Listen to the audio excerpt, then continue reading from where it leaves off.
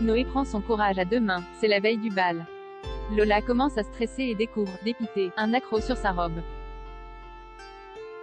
Noé l'emmène faire le tour des friperies. Lola trouve une autre robe à la hauteur de ses attentes. Elle remercie Noé, et lui confie qu'elle n'a jamais été aussi heureuse. Lola se projette même dans un avenir commun avec son petit ami. Franck et Delphine ont, quant à eux, terminé la galerie du temps au château appartenant à la famille de Dimitri. Franck craint que les images projetées de Coralie pendant la galerie du temps perturbent un peu trop Théo, d'autant plus que Delphine sera toute seule pour gérer son fils. Franck a en effet un chantier de prévu demain et ne pourra pas accompagner Delphine au bal. Delphine se montre rassurante, Noé rend visite à Betty et prend son courage à deux mains. Il annonce à la jeune fille qu'il ne pourra pas être son cavalier au bal. Betty lui fait croire qu'elle n'est pas déçue. De son côté, Sonali a appris par Luna que Rudy allait venir à la soirée et veut profiter de l'occasion pour le questionner sur Natacha. Eric n'a plus la tête à son travail, Eric se réveille aux côtés de Simon en Camargue, mais il doit repartir à Marseille, car il a un rendez-vous avec le procureur. Simon lui fait promettre de ne pas rentrer tard parce qu'une de ses juments doit mettre bas aujourd'hui, et il aimerait vivre ce moment-là avec lui. À cause d'un accident sur la route, Eric arrive au retard au briefing du procureur et de Bauer.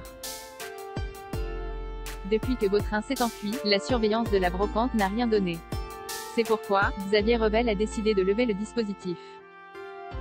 De ce fait, Bauer et ses collègues doivent perquisitionner la brocante cet après-midi et répertorier tous les objets. Ils ne cherchent pas que des objets d'art volés, mais aussi des bijoux et de l'argent.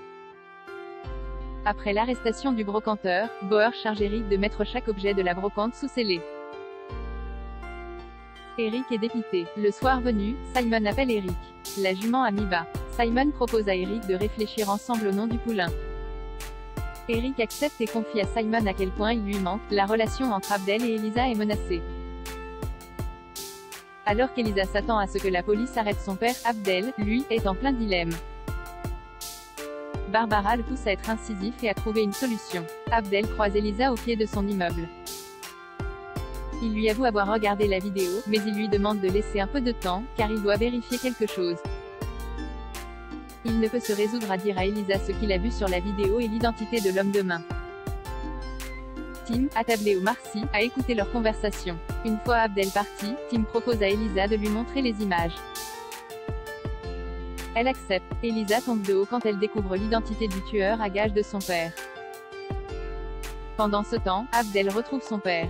Karim reconnaît qu'il n'aurait jamais dû replonger et lui assure qu'il ne serait jamais allé au bout de ce contrat avec Marceau. Abdel demande à son père de couper les ponts avec le père d'Elisa et de lui rendre son argent, ce qu'il fait. Le soir venu, Elisa rend visite à Abdel et réalise rapidement qu'il n'a pas envie de dénoncer son père. La jeune femme lui fait comprendre que ces tergiversations menacent leur relation.